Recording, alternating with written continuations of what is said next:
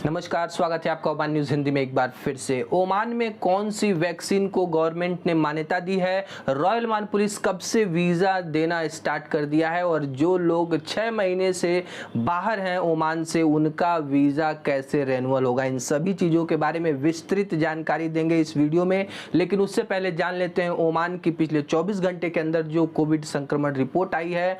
Ministry of health ने बताया कि ओमान में 24 घंटे के अंदर 101 नए कोविड मामले सामने आए हैं और 2 लोगों की दुखद मृत्यु है। सल्तनत में दर्ज कुल मामलों की संख्या 3,01,784 हो गई और मरने वालों का आंकड़ा 4,049 को क्रॉस कर गया। पिछले 24 घंटे में ओमान में केवल 17 लोगों को हॉस्पिटल में एडमिट करने की आवश्यकता पड़ी और इस समय ओमान में जो हॉस्पिटल में एडमिट होने वाले रोगियों की संख्या घट करके 147 ही रह गई और 68 लोग केवल आईसीयू में एडमिट हैं इस समय। और रिकवरी रेट 96.4% की दर्ज की गई है, यानी 2,91,039 लोग पूरी तरह से ठीक हो गए हैं।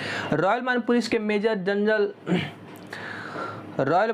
मेजर जनरल अब्दुल्ला अल हर्थी ने एक बयान देते हुए बताया है कि ओमानी सरकार ने 1 सितंबर से सभी प्रकार के वीज़ों को जारी करने की अधिसूचना दी है। यानी कि 1 सितंबर से वो चाहे वर्क वीज़ा हो, ट्रैवल वीज़ा हो, टूरिस्ट वीज़ा हो, रेजिडेंस वीज़ा हो, किसी भी प्रकार का वीज़ा मिलना स्टार्ट हो जाएगा। ओमान सरकार ने ये बयान दिया है। बहुत सारे ऐसे प्रवासी हैं जो सल्तनत से 6 महीने से ज़्यादा समय तक वो सल्तनत में नहीं लौट पाए हैं। 6 महीने से ज़्यादा यदि कोई सल्तनत में नहीं लौटता है तो उसका वीज़ा ऑटोमेटिकली कैंसिल कर दिया जाता है। लेकिन इसके ऊपर रॉयल ओमान पुलिस ने बयान जारी किया है कि आप अपने कंपनी से, अपने स्पॉन्सर से बात करके जो रिक्वेस्ट डाल सकते हैं ताकि जो आपके वीज़ा को भी रेन्यूअल किया जा सके, जो कि बहुत बड़ी राहत की खबर है क्योंकि 6 महीने से ज़्यादा लगभग 50% से ज़्यादा जो प्रवासी वर्कर हैं वो अपने देशों में फंसे हुए हैं किसी न किसी जो यात्रा। जिन लोगों के वीज़े 1 जनवरी 2021 के बाद जारी किए गए हैं और उनका वीज़ा यदि एक्सपायर हो जाता है इस कोविड महामारी के कारण, ओमान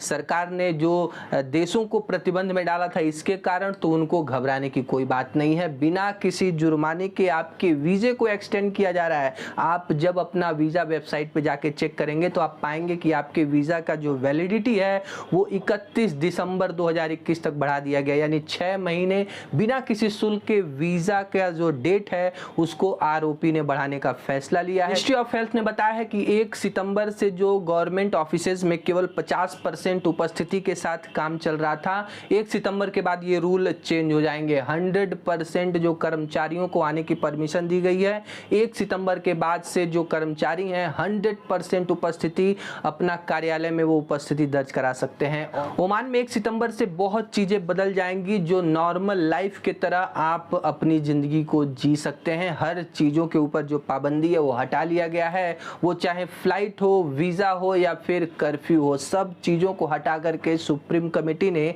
यूएई और ओमान के लैंड बॉर्डर को, भूमि सीमाओं को खोलने की भी परमिशन दे दी है। यहाँ पे आने जाने वालों के लिए जो टीकाकरण है वो अनिवार्य रहेगा, साथ में RT-PCR परीक्षण की आवश्यकता होगी। मिनिस्ट्री ऑफ हेल्थ ने बताया है कि जिन लोगों ने वैक्सीन का डोज नहीं लिया है वो जल्द से जल्द अपना वैक्सीन कंप्लीट कर लें, नहीं तो 1 सितंबर के बाद से आपको ग्रीन पास नहीं मिल पाएगा, जिससे आप सार्वजनिक जगहों पे नहीं जा पाएंगे।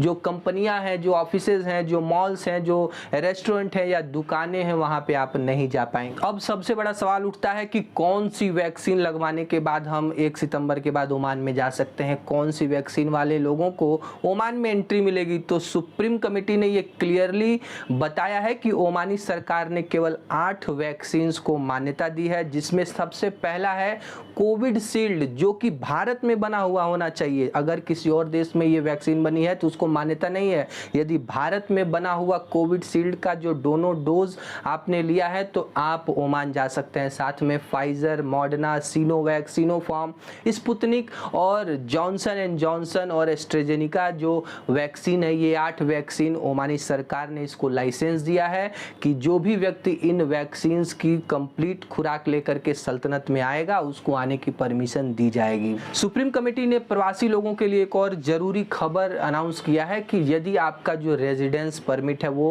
एक्सपायर हो गया हो तो आपको तो उसको रेन्युअल कराना होगा। 1 सितंबर के बाद से यदि आप रेन्युअल कराने जाएंगे तो वैक्सीन की 1 डोज लेना अनिवार्य होगा। जिन्होंने वैक्सीन की कम से कम 1 डोज ली होगी उन्हीं का रेजिडेंस परमिट उसको रेन्युअल किया जाएगा। और सितंबर के बाद नेक्स्ट महीने में यदि आप जाते हैं अक्टूबर से तो वैक्सीन की दोनों डोज लेना अनिवार्य हो जाएगा। तो देखिए वैक्सीन लेना ही एक लास्ट उपाय बचता है कोविड-19 से बचने के लिए। टूरिज्म मिनिस्ट्री ने एक अपडेट दिया है होटलों के लिए। जो 4 स्टार या 5 स्टार होटल्स हैं वो अपने यहाँ जो शादी विवाह के फंक्शन है, जो कोई उत्सव का कार्यक्रम अरेंज कर सकते हैं 35% लोगों के अटेंडेंस के साथ, और ये पूरे लोग पूरी तरह से वैक्सीनेटेड होना चाहिए, तभी आप इस तरह के उत्सवों का आयोजन कर सकते हैं। और इस आयोजन करने से पहले आपको गवर्नमेंट से परमिशन भी लेनी होगी कि हम अपने यहाँ सभी कोविड के गाइडलाइंस के अनुसार कोई उत्सव आयोजित कर रहे हैं। फ्रेंड्स आज के लिए बस इतना ही। वीडियो कैसा लगा लाइक करके जरूर बताएं, और चैनल पे नए हैं तो प्लीज सब्सक्राइब कीजिए ताकि ओमान से जुड़ी हर अपडेट आप तक सबसे पहले पहुंचे। मिलता है अगले वीडियो में, तब तक अपना और अपनों का ख्याल रखिए। नमस्कार।